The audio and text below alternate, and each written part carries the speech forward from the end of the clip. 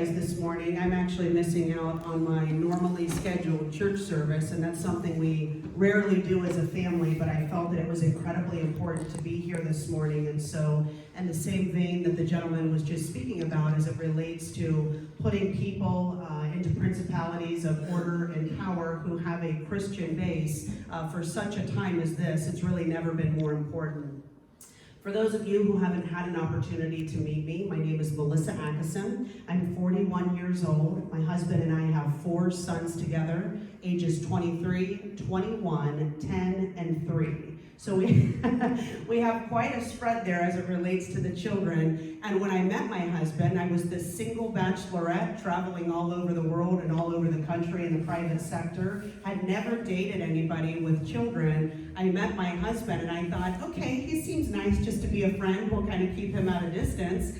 Next thing you know, after one date, we end up getting together, we're married, and here we are today with a family of our own. So it's really good to be here this morning. And I talk about my children and my husband because that has a lot to do with the reason that I'm running for office. It's so incredibly important. We have an obligation as citizens of this wonderful constitutional republic to preserve what people have fought and have died for to give us what we have today. And quite frankly, we are a very spoiled nation. Many times people will ask me, hey Melissa, why don't good people run for office? Or how did we get to the situation that we're at today? And I look at them and I say, we did it. Each and every one of us did it. For everyone that isn't involved in the election process, for people that refuse to knock doors, for people that refuse to spread the word about good constitutional conservative Christian candidates, for people that won't write checks to fund those campaigns, let me tell you what happens. Exactly what you see today. The Nancy Pelosi's, the Chuck Schumers, even Republican leadership that we call rhinos, that means Republican in name only. Those are people that will come in, they will ask your vote, they will tell you as Christians that they stand for the same things that you do, but once they get into office, they do the exact opposite. Today, what we have in politics are Republicans with very, very limited fortitude to fight for the things that are important to the people in this room. And you have Democrats who are on all steam ahead. They are on a socialist, and they don't hide it. They are on a socialist indoctrination, socialist country for families like mine and for families like yours. I like to share about things that are exciting, but I'm going to be honest with each and every one of you and tell you that when you walk out of here today, it's incredibly important, if you're not engaged already, to get engaged with races all across the state of Ohio, as well as at the federal level, because those constitutional conservatives, they're not there. So again, when I go back and I talk to people and answer the questions and I say, this is how we ended up getting to where we are today. When you have people that refuse to dig into their pocketbooks and even donate something small to a candidate, or you have people who refuse to give sweat equity, here's what happens on the back end. The establishment depends on a very disconnected voting populace, because this is what goes on behind the scenes. I know, I've been involved, I ran for federal office, I'm running for state office currently. If you believe that the establishment, GOP, is looking for constitutional conservatives or people who share our values or strong leaders with a backbone, you couldn't be further from the truth. What they will fund, what they will prop up, what they will flow dark money through to kill other candidates. When I say kill, I mean crush and destroy anybody who believes or has the nerve to run for office. They will invest incredible amounts of time, energy, and resources using special interest, lobbying cash, donor cash, anything that they can to absolutely shut those types of candidates down. Again, I ran for the United States Senate. I was a first-time candidate. For those of you who haven't heard my story, I am a small business owner, but prior to that, I worked in the private sector for many, many years, had an opportunity to travel all over the world as a human resource director in an executive role, and I built businesses based on the wealth of information and knowledge that came from people. So if you weren't cutting the mustard, so to speak, I was the woman that came in and tore your company down, and then I built the companies back up with people who could do the job. I had an obligation to shareholders, and I did whatever it would take to make sure that we had good functioning facilities and that we were able to take care of our employees and keep them employed.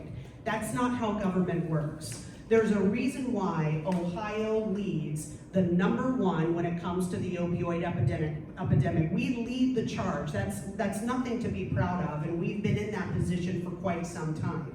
It is nothing to brag about or be excited about when I say that the human resource or the human trafficking crisis is at an all-time high, and Ohio leads the charge in that venture as well. There's nothing exciting about when I tell you Ohio is on par with New York and California when it comes to regulatory and compliance initiatives. Let me give you some quick statistics. National average of regulation and compliance organizations combined for regulatory environments, 133,000. That's the national average. Ohio is at 255,000 regulatory and compliance initiatives that are crammed down the throats of small business owners such as myself and crammed down the throats of industry providing businesses. We are literally creating a situation where people have no interest in flexing their entrepreneurial spirit to even start businesses anymore because the government has made it so incredibly difficult for us to have independent thought.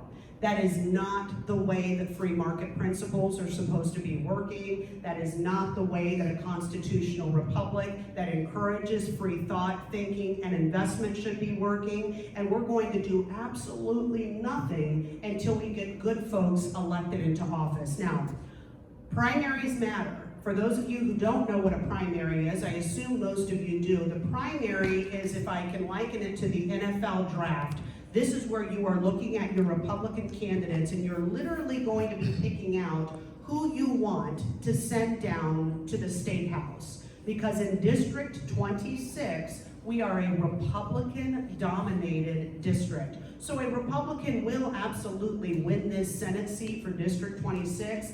What matters is, what type of Republican do you want to send down to the State House? Do you want to send a rhino down to the State House? A limp-wristed, weak-kneed rhino that's not going to the stand for things that we have stood for? Are you going to send a constitutional conservative bulldog down there to represent our children, to represent our business, and to represent families like yours? That's what the decision boils down to. I have to tell you all the things that we have working against us, and if we don't pray about this and we don't get engaged and get involved, we can expect for more oppositions. The GOP at the state level, again, if you believe that their goal, I don't care if they're out telling you, hey, we want good, strong, conservative women to run for office. No, they don't. If I was a mega millionaire and I could write $500,000 and $1 million checks to the Ohio GOP, they would love me just fine, and they wouldn't care at all what my policies and what my personal convictions are, because this is an industry. It comes down to money. We have Senator Matt Huffman. This is the gentleman who will be the next Senate leader in the state of Ohio. His only goal at this point will be to support candidates such as my opponent. My opponent can write $400,000 and $500,000 checks to the Republican caucus to keep everyone paid, to keep their campaigns flowing, and to keep things going. That's not something I can do, and quite frankly, it's not something I would do, because I like to clean house down there altogether. But when you have the next Senate leader making it very clear that he already has his eyes on Bill Reineke, I can't even get in there to meet with them to talk about where I am with fundraising, to talk about the future of Ohio, to talk about policies that are going to help move this state forward. They don't care. I'm running against one of the wealthiest members in the House of Representatives. All you have to do as an informed voter is to look at the financials of anybody who's running for office, and that will tell you who owns them. You look at my financials and they are thick. You know what they're thick with? small contributions all over the state of Ohio from people just like all of you who have said, we'll do what we can. What we can't contribute, we will give you sweat equity, we will door knock for you, we will work for you. Because the Republican establishment has built these coalitions to where any wealthy individual decides to run, they love your money. They're gonna help get you elected because it's not about how you speak, it's not about your passion for country, it's not about doing the right thing, it's about funding an industry. Politics is an industry, okay? Many people say, why? Why would you do this? And here are the facts. This job pays about $60,000 a year that I'm running for. I was making that when I was in my early 20s as a young executive over 20 years ago. It should tell you all you need to know that I'm raising 10 times what the position pays just to be able to go in and to serve the people. That's all you need to know about politics.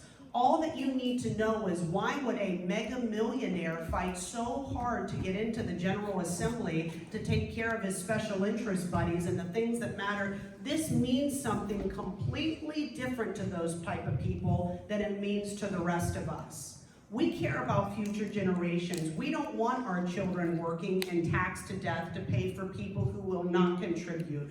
That's what this is about. We want our children to grow up in a country where the president is respected and we take place again on the world stage. That's what this is about, embracing and loving country. That's not how it works when you're dealing with the GOP establishment.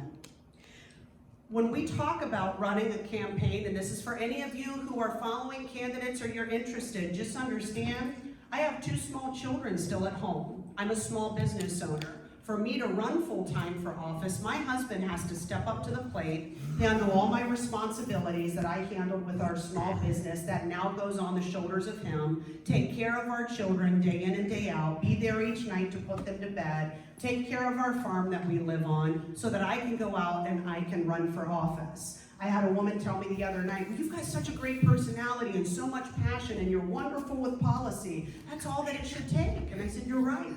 That is all that it should take. But we've stepped so far away from the political process that I've got to work 10 times harder than my opponent, and I need mobilizers and boots on the ground to actually go out and get candidates like me elected. We are beyond the days of good handshakes, and I do all of that. I door knock. This is what I do day in and day out. I meet with donors as though they're venture capitalists. I sell my platform to them. I get the contributions. I do everything that you need to do. But just shaking hands and going door knocking and showing up for events like this, it doesn't work anymore. Now you have commercial media ad buys and television ads that you have to buy. You have to buy your literature. You have to buy signage. And the average voter, you need to make 3 contacts with the voter for them to even remember who you are or to get engaged and to go out to vote in a primary. So it's not just as easy as having a bombastic personality or having a conservative brand. It is so much more than that, and it costs money to run campaigns. I cannot stress to everybody today enough that prayers, contributions, and getting up, getting out, knocking on doors, and getting to work will be the only way that you'll have legislators in office who care about you at all. Our republic is literally slipping through our fingers, one election cycle at a time. I'm not exaggerating that. That's not for me to tell you anything, to just use scare tactics. I'm being 100% honest when I tell you we are literally using what people have fought and died for to give us so freely because we haven't been engaged and involved at the level that we should. Think about President Trump and what he's going through. Think about that.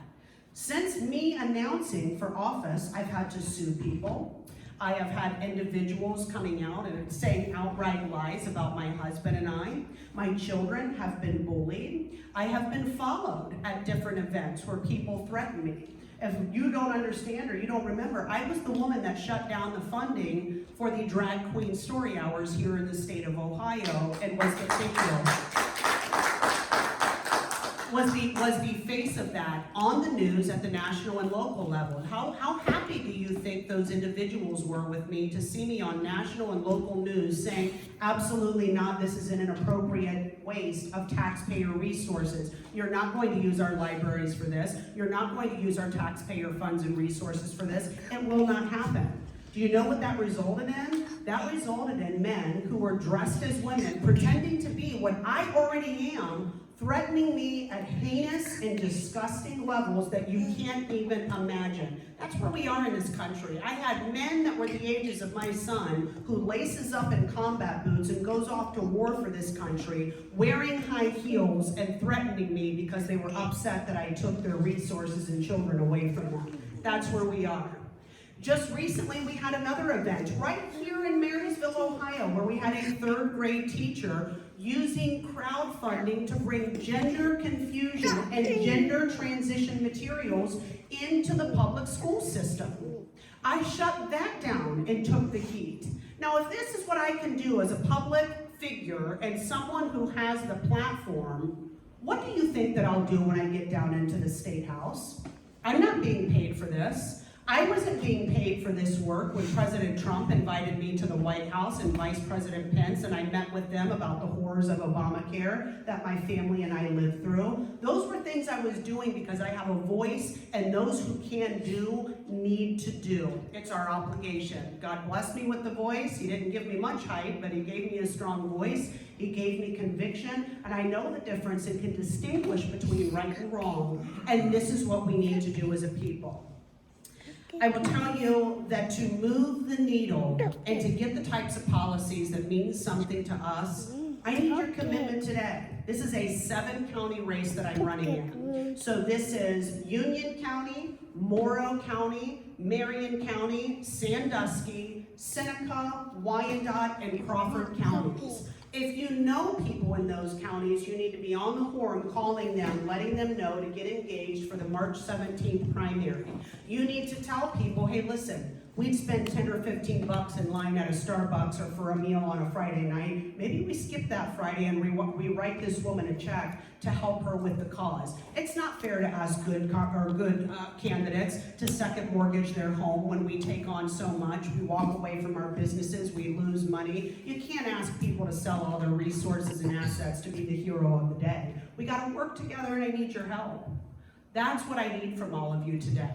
And most importantly, I need prayers. You know, I lived a very different life. By the time I was 14 years old, I was diagnosed with a really rare disease. The left side of my face took on a different shape. It was extremely deformed. I've had over 23 major reconstructive surgeries just to look like what I look like today, with a disease that is extremely rare. It's called fibrous dysplasia. I'm one of the oldest living patients on the worldwide registry for this disease, and I still get up. I still work every day. I'm still in pain, but we are here to be something productive and to do great things for God and for love of country, and that's what I'm going to do. I remember when I was diagnosed, and I remember sitting in that doctor's office, and I was with my father, and I was being told by a group of doctors and specialists at the Mayo Clinic and OSU, she's going to have a very, very hard life. It's going to be really tough for her.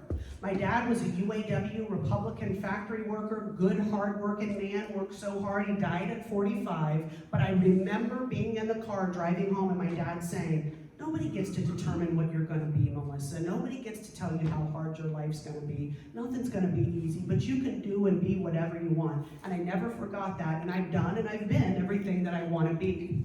I want to be your next state senator for District 26. To be able to do that, I need your help, I need your passion, and I need you to be focused on these upcoming elections, because this isn't just about President Trump at the federal level. We are in major crisis at the state of Ohio. Medicaid expansion will absolutely bankrupt us. We've created a welfare and an entitlement environment where it makes more sense to stay at home and to entrench into entitlements than it does to get up and go to work every day and to be productive. Trust me, I know, I'm an employer. It's incredibly difficult to hire people. Again, we're leading the charge with the opioid epidemic. Again, we're leading the charge when it comes to human trafficking. Our foster care systems are buckling at the seams. The corruption in child protective services is beyond anything that I've ever seen, but you have politicians who are too afraid to get behind a microphone, to shine a light on these industries and to say, we gotta do something. So, I'm gonna close by saying this. It's about mobilizing, it's about organizing, and it's about being doers. And if we can all do that, we will send the representation that we want to send to Washington at the federal level, and we will send strong representation at the state level who will fight aggressively for not only you, for your children, for your grandchildren, and for this nation as a whole. God bless each and every one of you. Thank you for having me today.